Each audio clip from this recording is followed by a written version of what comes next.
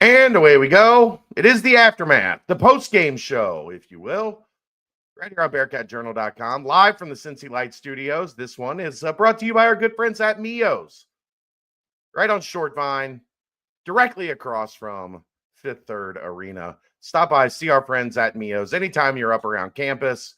Maybe you're going to the game. It's the best pregame spot in town. So make sure you're getting there, get some pizza. Got great appetizers. I love the steak hoagies. And you know, they've got that ice cold Cincy Light on tap. All right, Aaron, let's get to it. The Bearcats once again have a impressive showing as they dominate Nicholls. It used to be Nicholls State. I guess it is just Nicholls now. I think the state just went away. I Googled it. It came up both. I thought it was funny that AP said Nicholls State in the post game, and I'm like, oh, what did we drop it? What happened? I don't know. And is what it is. Whatever. I don't know. Yeah. Everything I've seen about from UC is Nicholls. Did they are they still receiving state checks? If so, the state should be allowed to throw that. The state should be allowed to throw that on there. If they have gone private, then I understand dropping the state. Yeah, I don't know what that's about, but they are Nicholls, so we're going to call them Nicholls. Bearcats win 86-49. Another really impressive, really efficient offensive showing for Cincinnati. Really good all-around game from Dylan Mitchell. I'm shocked now if Simas Lukosius misses. He has had an incredible start to the year. Jizzle James was really good. Arlington Page was really good. We got a lot to get to tonight. It was this was a team that I was a little worried about, in that if Cincinnati did not play well, I thought Nicholls could give them some trouble. Cincinnati played well. Nicholls did not give them trouble. Aaron, it was a good one for the Bearcats. What are your thoughts? I thought it was going to be a 25-plus point win. I was unable to put my money where my mouth was, as I was dealing with a baby who decided to get fussy right as I was getting ready. I opened the betting app and was unable to place my bets with the bonuses that I was trying to use before tip. So I was unable to get my money in pre-tip. That said, I thought it was impressive. It always cracks me up that Coach, either during his post-game presser, his halftime presser, or his halftime interview, just seems so disappointed. Which doesn't even transpire. Once he starts answering questions, he's like, "Look, I'm gonna struggle to not rave about every single player on the roster. Were they that bad, or are you going to rave about all of them? I don't understand. You're sending me mixed messages here, Coach. I'm very confused." Well, he's a coach, and coaches are always going to find something to be upset about. Always. Just not that good, Chuck. Chuck, we're just not that good. I don't know. We don't defend. We don't rebound. We're just not that good. After a 136 Bearcats victory. I thought it was crazy that I don't feel like any player tonight had a loud double-digit game. And I was actually surprised. I will say the only player I was surprised who didn't have more points, truthfully, was Arlington Page. I thought he was working more than 11 points. And maybe has to do with getting to the free throw line as much as he did. But yeah, I don't know. I didn't find. I thought they played defense extremely well. I thought that while Coach had an issue with rebounding, I was pleased with rebounding. Well, anytime the opposing team gets 17 offensive rebounds, the coach is going to be pissed. That you can etch that in stone, Aaron. If the other team has more than 12 offensive rebounds, every head coach in the country is going to be mad about it. But I don't love. They only scored eight second chance points. So while they got offensive rebounds, they were not doing anything with them. Yeah. I don't love when they go double digit turnovers against in bye games in particular. I'd be okay if it was 12 turnovers in Big 12 play. That makes a little bit more sense to me. Jizzle James, while he was spectacular shooting tonight, 4 turnovers is not good. And coach made mention of that both at halftime and in the post-game presser, at least in the turnovers. But then again, he turned around and praised him for all the other things he did tonight, including having a stellar defensive performance. So I did not see a ton of issue. Don't love 6 of 10 layups, but some of the putbacks were Josh Reed had a great putback. That was a layup. Dylan had the putback dunk. Josh Reed definitely had his best game of the season, and maybe I don't know if it was his best game as a Bearcat.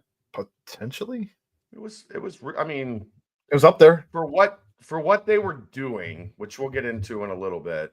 It was important to see him kind of give that type of effort because they were playing some lineups that I did not anticipate.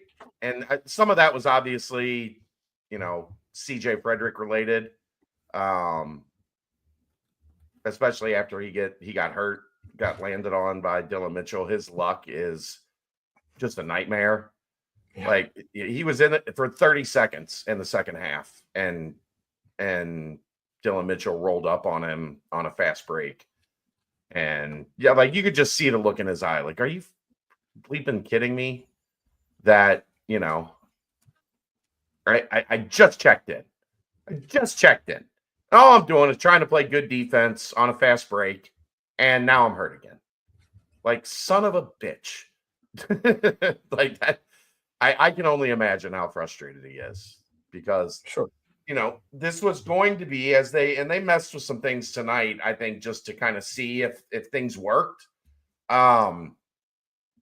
without him, where they were, I guess we can go ahead and get into it. They were playing CMOS at the 2 on offense and Dylan at the 2 on defense for a pretty large stretch there at the end of the first half and early in the second half, which I didn't think they were going to do that. Like we had talked about it a couple times this week leading up to the game that, it opens up the 2 for Hickman and CJ, because I don't know what that combination looks like of playing somebody else at the 2. The only other way to do it, I guess, would be what we saw was where you play an offensive minded guy at the 2 and then you let Dylan just be a freak of nature.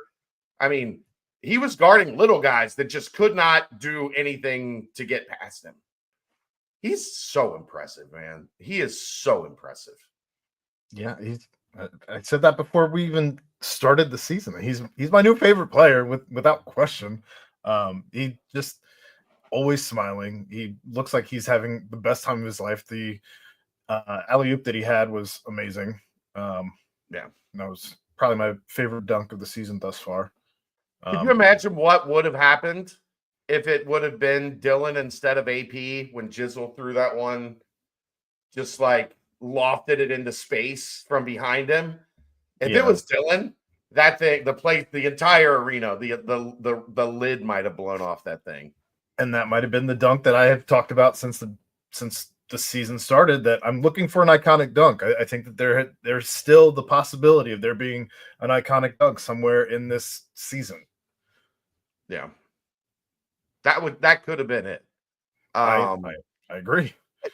His energy right out of the gate, like right from the start, where 6 points and 4 rebounds in the opening segment. And then, Nicholls fought a little bit back into it. I think it was 13-10 or something. And then Dylan again just cranked the dial up to 10. And they had no answer for his athleticism, his size, like just imposed his will on the game for a while in the first half. His energy is contagious as well. You could see it flowing with Jizzle, with AZ, with AP. It was there. He's got to be just an incredibly fun guy to play with. Sure. Like he's got Justin Jackson's energy. He's 5-star Justin Jackson. Like, you know what I mean? Like Like the aggressiveness, just the motor, it's always on. You're never wondering like, Dylan looked a little flat that segment. Nope. Nope. Yeah, he's a ton of fun. So yeah, I don't know. He's been impressive from the jump of this season, and tonight was certainly no exception. Yeah, 6 of 8. Love it. CMOS is just out of his mind. He's out of his mind. You know what, 10 of 14, 10 of 13, 10 of 14 on the season from 3. He's only taking he took a couple at the end of the game that were definitely heat check related. One of them he made. Yeah, 92.5 effective field goal percentage on the season is that's not even video game numbers, Mark. That's like that you can't even make that up through 3 games. How efficient he's been. 11 of 14 from 2. 10 of 14 from 3. No, he's made more 2s than that. I'm looking at his field goal. He's 21 of 28. He is 10 of 14 from 3. Okay. You took the 3s. Okay. Yes. I see what you did. I got you. Yeah, he's incredible. I called CMOS before the season started. Look, I'm not even going to take that much credit. I thought he was going to be really good. If you remember what I said was, I think there will be guys that on a night-to-night basis score more than him, but he'll always be more consistent. He's been either the leading scorer or the second leading scorer every game, I think. He's just incredibly like locked in right now. He's only taking great shots. His ability to drive off of the 3 and get guys on his hip. He's using that little one-handed kind of scoop shot a little bit more now. The kiss off the glass was silly. It was silly. He is so much fun. He does Bearcat 101. He's from Eastern Europe, so he's Caucasian, yes, but he doesn't count as a white boy. Those Eastern European guys, they're wired a little different. But I mean, they've seen some shit. Yeah, they've seen shit. Like we think in America we've seen some shit. I guarantee that man has seen some shit. He got hit by a car and was just like, I'll be back in a week. Shattered the windshield of the car that crashed into him and missed like 2 games. But right now, like he's as fun to watch as anybody we've seen play offense here in a long time. Like it's not going to continue. But he's laughing when he makes 3s right now. Like he can't even believe he's making some of them. He's just walking away from the shot laughing. Can you talk for a minute? I got to go handle something. Yeah. Getting back to Dylan Mitchell, I just noticed that plus 41 on the plus minus numbers. In 24 minutes, he was plus 41. The only starter who had less minutes than him was Aziz with 21. Josh Reed had 20. At 24 minutes, plus 41. The next closest person in the plus minus, Jizzle James at plus 33. Let's see what else we got here. Dunks 4 of 5, layups 6 of 10. So I guess you got 10 of 15 there in the paint. Those are a little reminiscent of last year's numbers. I don't love 67% there in the paint, but some of those are just quick putbacks and what have you. Let's see. Yeah. Plus 41 is insane. Mitchell playing like a Bearcat man. You are right. Bearcat 101. I know we had talked, Chad, you and I had talked about Rayvon Griffith, Josh Reed seeing extended minutes. Tonight you have the injury to CJ Frederick, and they both got to see a little bit more minutes. Josh Reed certainly earned 20 minutes over Rayvon Griffith's 14 minutes. And Josh played really well.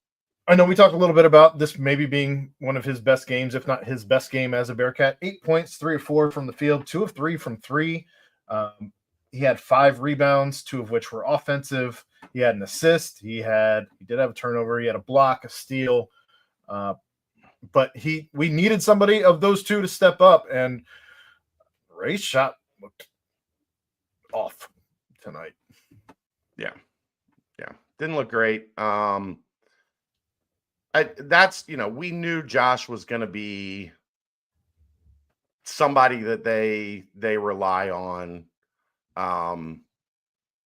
for defensive purposes, like that guy that you can turn to on the bench and he's going to come in and guard. He embraced that role last year. It's pretty clear he's going to have to, especially he might be the one guy with Dan out, with his ability to defend and hit the glass. He might be the one guy that can really take advantage of this and turn it into minutes during, when Dan gets back, to have it turn into something effective long term. While Ray did not shoot well tonight, 0 for 3, all from 3, he did hit both of his free throws. He did have 2 offensive rebounds, which were his only rebounds, 2 assists, and 2 blocks. So he did not give up just because he was missing shots, although he seemed a little bit more selective on his shots after he had missed 2 or 3 at whatever point it was. He had an open look and decided to start dribbling into the paint. That wasn't there either, so he kicked it out.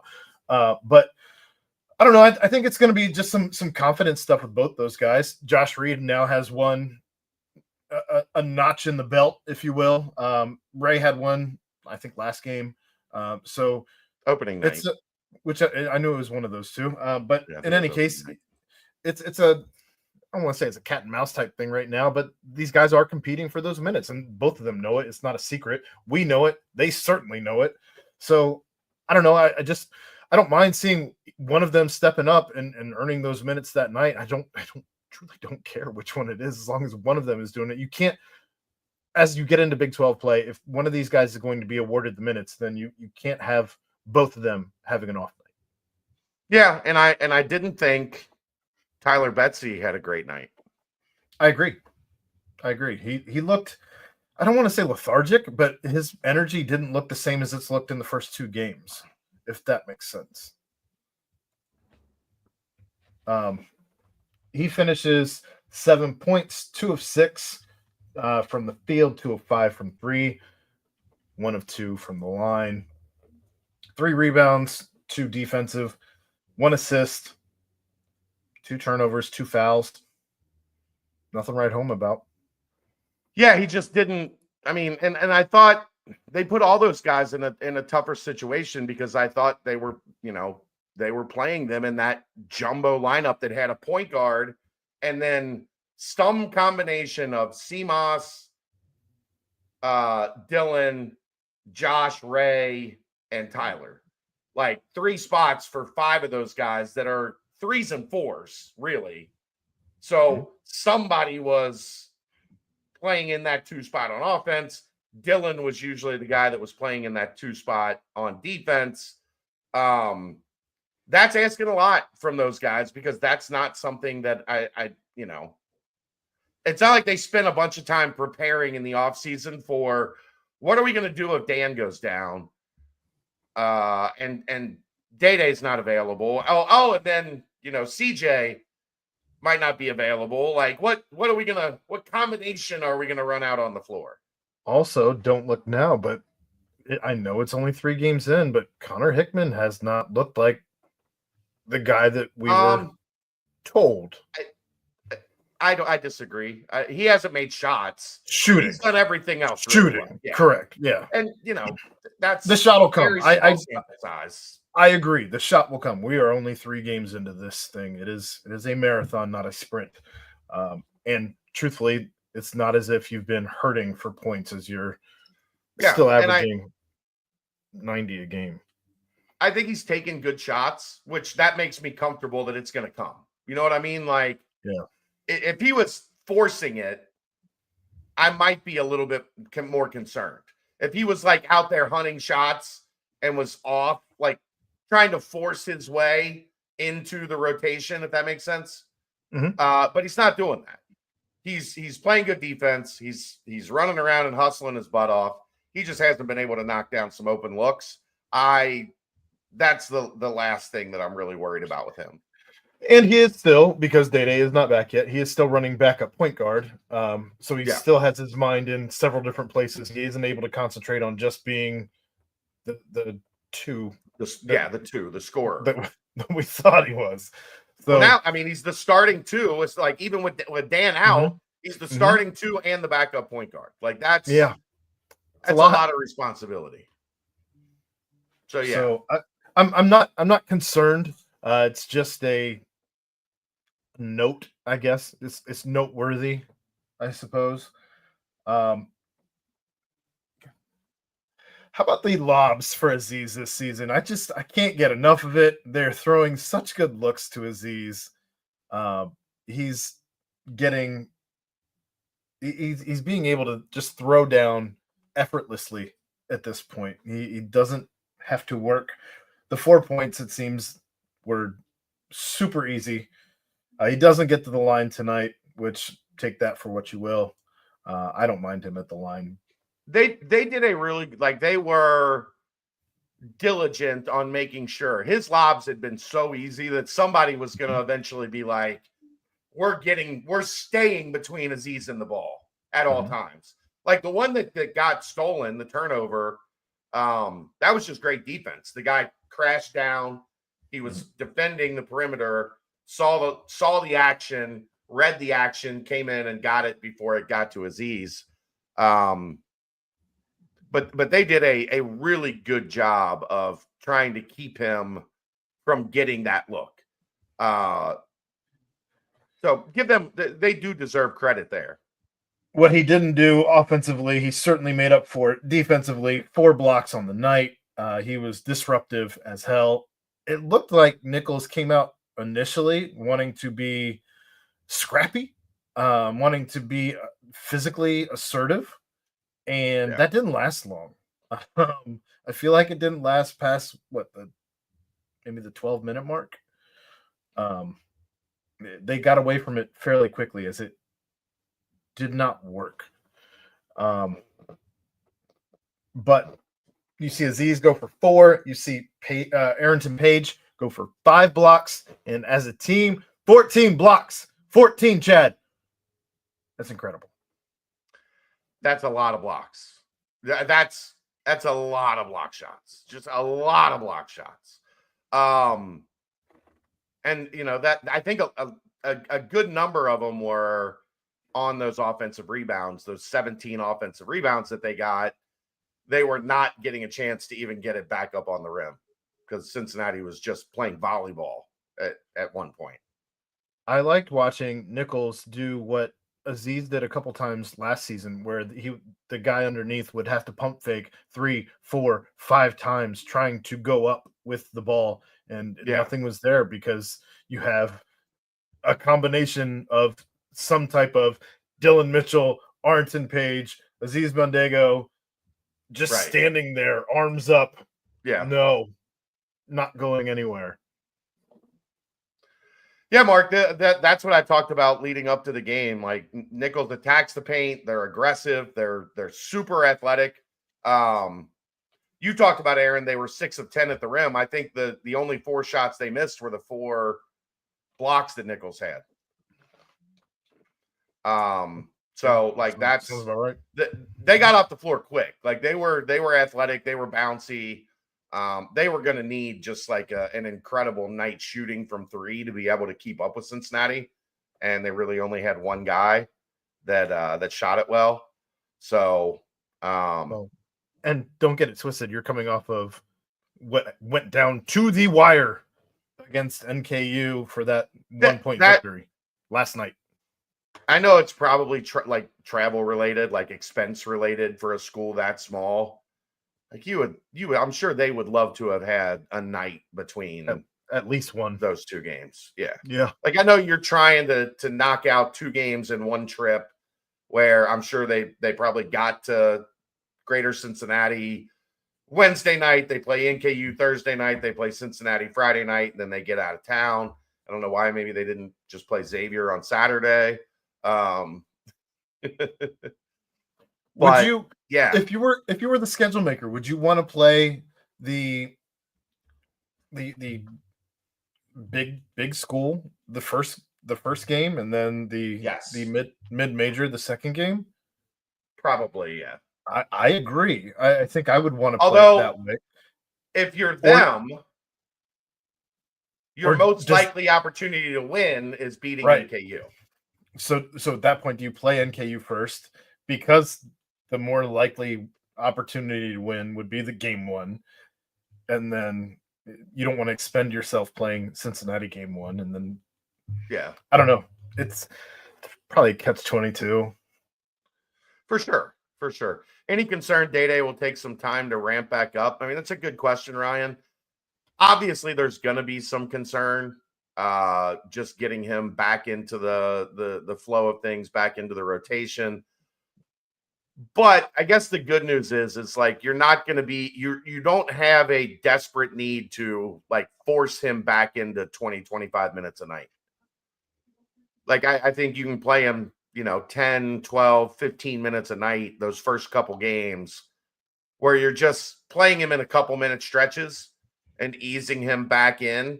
And you're not playing him for these long, like 5, 6, 7 minute like runs where I think the rust would be a little bit more obvious.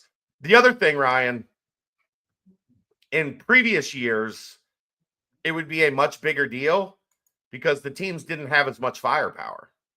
So if you put somebody back into the lineup that is taking a little while to like get on track, and you have 1, 2 other spots that are also not offensively efficient, then I think it's a lot more of a concern. Like the way this team is playing so far, offense is, allowing a guy to get back up to speed offensively is not going to be something that like throws them completely out of whack, I don't think. You've also got Jizzle averaging 25.5 right now minutes per game. Yeah. And he certainly is Can play more. Especially in the second half. He's doing just fine. So Yeah. I don't know how much you're going to try and put Day out there and forcing minutes on Day if you can afford him the opportunity to ramp up. Yeah. Yeah. I mean, I'm not overly concerned about it. Is the NKU game tracking as a sellout, Chris? I don't know. That's an NKU thing, and I don't know anybody over there to call and track that. So I would guess it's going to be pretty close. The last I heard, there were only a couple hundred seats available for what they had opened, but there were still a couple sections that I guess they're opening them one by one, where once they sell out, then they open another section and allow those to be sold. So I couldn't give you that answer right now. I think we've touched on all the players. I guess if we want to talk a little bit more about Jizzle, 19 points, 8 of 11, 6 rebounds, 7 of 4 7 in the second half. That's that move he had. That move he had on where he drove left with the Euro step. Yeah. And the layup was maybe the prettiest layup I've seen Jizzle make, and that's he's made some really pretty plays. Yeah. I don't recall seeing him do anything quite like that.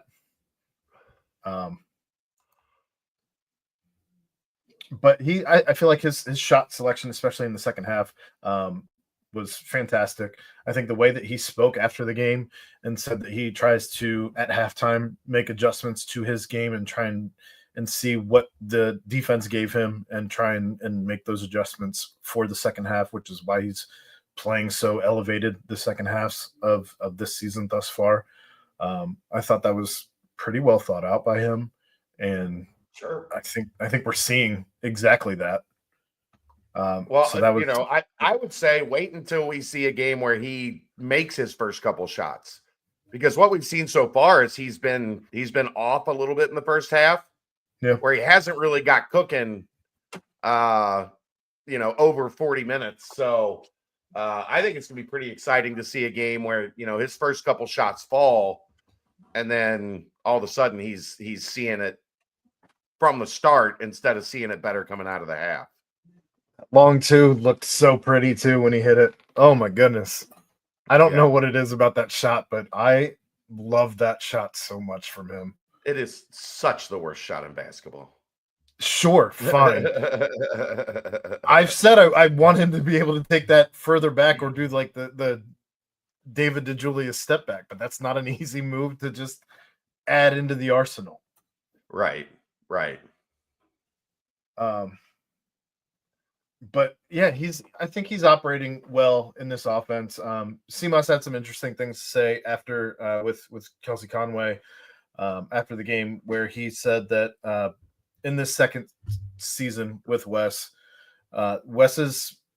whole system is not easy to grasp initially, and I thought I think that's maybe the first time I've ever heard anybody say that out loud on a mic.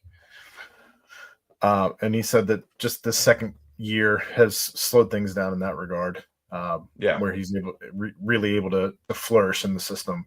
And I didn't think he had any struggles in the system last year. So I thought that was interesting. Just a note that I wanted to mention. Well, it's one of the things that we talked about. Like year two, guys are always just going to naturally be more comfortable. So that's why this team was set up across the board for so much more success, is because most everybody they're relying on, except for Dylan, who seems to be maybe the most plug and play guy ever. Seriously. Yeah, I know. Like usually, you bring a transfer in, it's going to take a little time because their strengths are not Dylan's strengths are just plug and play. Like, I'm going to rebound. I'm going to defend everybody on the court. I'm going to do okay, you can drop that in, and the scoring, everything else just kind of for him is secondary almost, because everything else he's doing is at a super high level, instantly. And the scoring isn't hard for him. I think that's part of it too, is that maybe that's the easiest thing for him to do, because it's not difficult. He just flies the rim. He just flies around. Okay. Yeah. Another layup. Oh, another alley-oop, another dunk. Quit clearing the lane. You might make this difficult for me. I was a McDonald's All-American. He was a top 5 player in his class. Just saying. And well, the other thing that is a lot of that is created by spacing, right? Now there are more guys on this team that you cannot leave alone. So teams can't just pack the paint, which would make it a lot more difficult for Dylan to finish. Yeah. Now, we're going to get into Big 12 play. Keep shooting 80%, CMOS, and you're going to keep that spacing going. He is, Mark. He's such the perfect fit. He's 5-star John Newman. That's 5-star John Newman. Watching him play and looking at how it almost seems like his defense is just what he's always done. All of it seems pretty effortless. I don't know that he isn't the best plug and play player for any team. Sure. Go play defense. That's what I'm getting at. Go play defense, rebound. Go dunk ball. Go play defense. Yeah. Well, be high energy guy. How many times did he smack a ball loose on a rebound or tip it to somebody where he's not going to get credit for that rebound, but Cincinnati maintains the ball because he's keeping the ball alive, keeping the ball active. Where's that tipped ball stat? I've been wondering that for 3 decades. It's probably not something they track because there's just not a lot of guys that are great at it. There is somebody, whether they are on that bench somewhere or somewhere on media, somebody is keeping track of that number. Yeah. But no, he fits great. Like this team fits like remember we talked a couple years ago, 2-3 years ago about like they have pieces, but they don't have parts. Like the puzzle just you've got a great puzzle piece, but the piece next to it doesn't really connect. This team connects really well. Like there's spacing, there's ability to play off the bounce, there's ability to defend, there's ability to rebound, there's ability to block shots. There's just a little bit of everything sprinkled in. And you're still playing without all the parts. Yeah. There's two pretty freaking major parts that aren't even, Dan's played one game and Day hasn't played yet. You're missing a handle and a pedal for this bike. A handle and a pedal. That's the other thing is if you go back, I mean, like, could you imagine if like we always the 2018 team or 17, 8, whatever, that team was great. But could you imagine if they were playing without like Kane Broom and Jacob Evans? No. Right. Like it would have been an entirely different experience. I'm glad you made it Jacob Evans and not Gary Clark.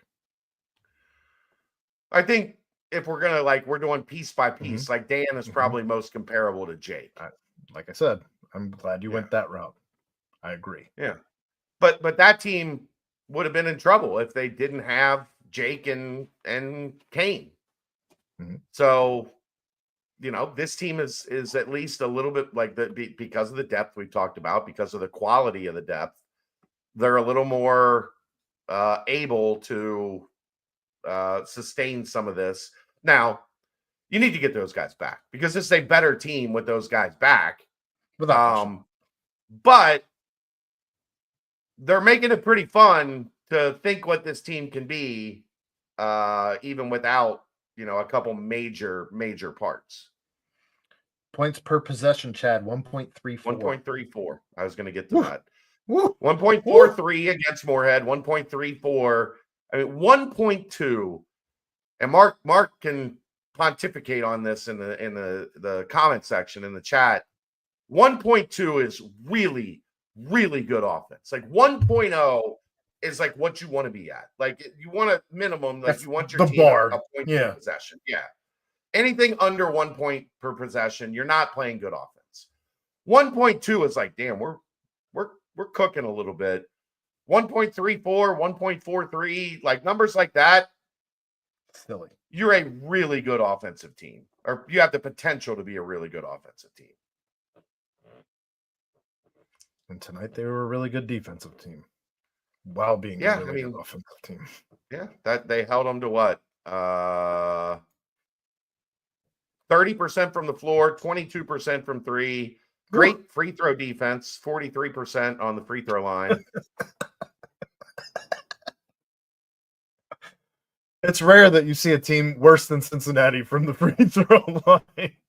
The other thing that is a positive, though, to take from that, Aaron, is they like to get downhill. They like to attack the rim, Nicholls. And they only got to the line 7 times. So there wasn't a lot of unnecessary fouling. There wasn't a lot of, just playing lazy, like not moving your feet, playing defense with your hands. We didn't see a lot of that tonight. I also don't feel like the refs, I'm not saying they swallowed the whistles. Yeah, they let things, especially early on. I thought they were going to start calling fouls, and they didn't ever really try to take control of the game. They kind of just let the game flow. Nicholls was definitely one of those teams that has the no layup rule in effect. Because if you got to the rim, they hammered you. Yes. Like they hit hard on a lot of those drives. Reed was great tonight. Agree, Tucker, he was really, really good. We talked about that a little bit earlier. Yeah. I don't have anything else. Things start to get a little bit more difficult Tuesday. NKU on Tuesday at NKU, so a game away from home. Georgia Tech on Saturday at Georgia Tech. So you are going to get a little bit, the degree of difficulty is going to go up a little bit. Tuesday. Yeah. NKU's Tuesday, right? That's what I said. That's what you said. Yeah. Yes. That's what I thought. NKU's on Tuesday, and then Georgia Tech is on Saturday.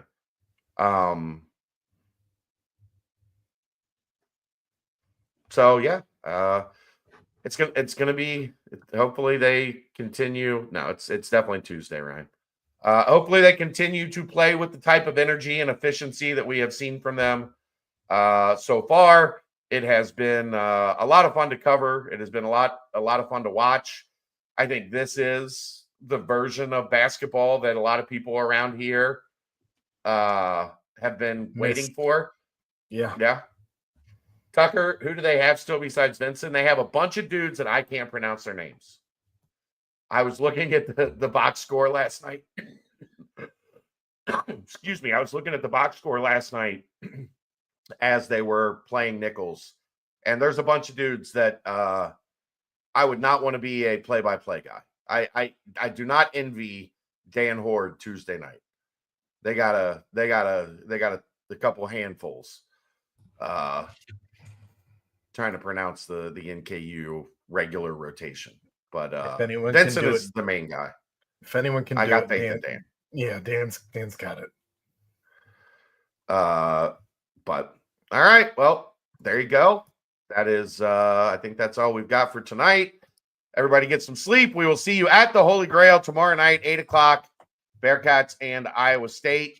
If you can't make it to the Holy Grail, check out Mio's. Check out Hail Marys. Whatever part of town you're in, it seems like we've got a sponsor that can accommodate you. So hopefully we're back here tomorrow night at about midnight, Aaron, talking about a Bearcats win. Can't wait. We will see you next time. And by next time, I mean tomorrow night. That's the Aftermath, brought to you by Mio's, presented by Cincy Light, right here on BearcatJournal.com.